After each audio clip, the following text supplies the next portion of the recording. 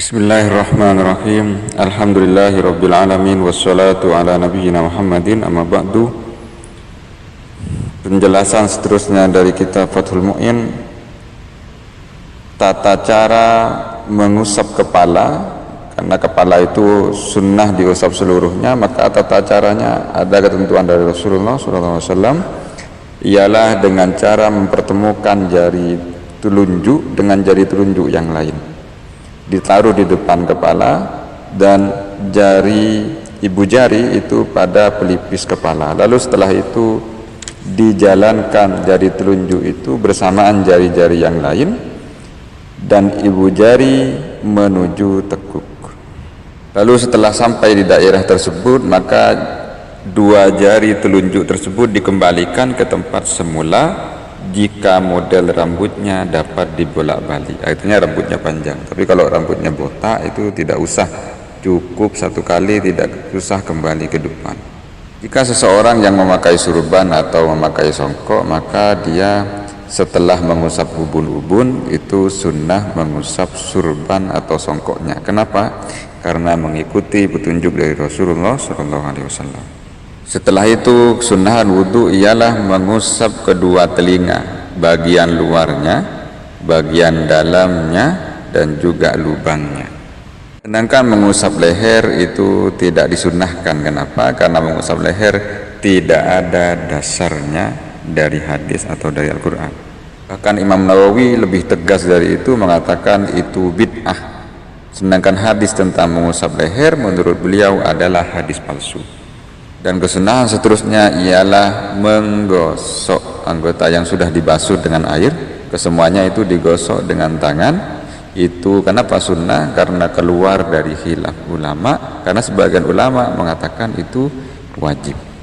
Sunahan seterusnya ialah menyela-nyela jenggot yang tebal.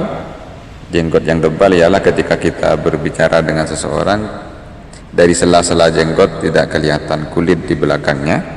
Dengan cara itu jari kanan, tangan kanan jari itu direnggangkan. Setelah itu jari-jari tersebut dicidukkan ke dalam air dan diusapkan dari bawah jenggot ke depan.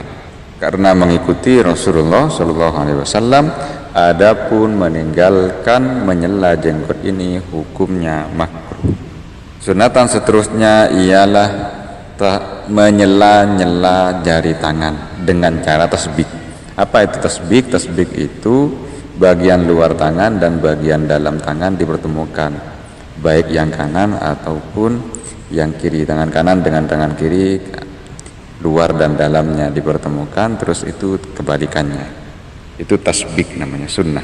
Dan menyela-nyela jari-jari kaki juga sunnah. Lebih utama menyela-nyela kaki itu dengan cara kita memakai jari kelingking tangan, itu dimasukkan ke jari kelingking kaki bagian kanan, nanti berakhir pada jari kaki kelingking bagian kiri. Ini ialah memperpanjang tahjil, ialah dengan cara membasuh bagian depan kepala, dua telinga, dan lipatan dua leher besertaan membasuh wajah. Basuh sebagian lengan atas ketika membasuh tangan, juga membasuh sebagian betis ketika membasuh kaki. Batas maksimal itolet tahjil ialah dengan cara membasuh seluruh lengan dan juga membasuh seluruh betis. Itu berdasarkan hadis dari Imam Bukhari dan Imam Muslim.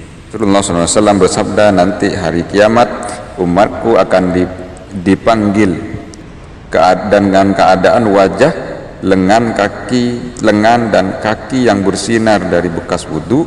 Maka barang siapa yang diantara kalian mampu memperpanjang basuhan wajahnya, maka lakukanlah.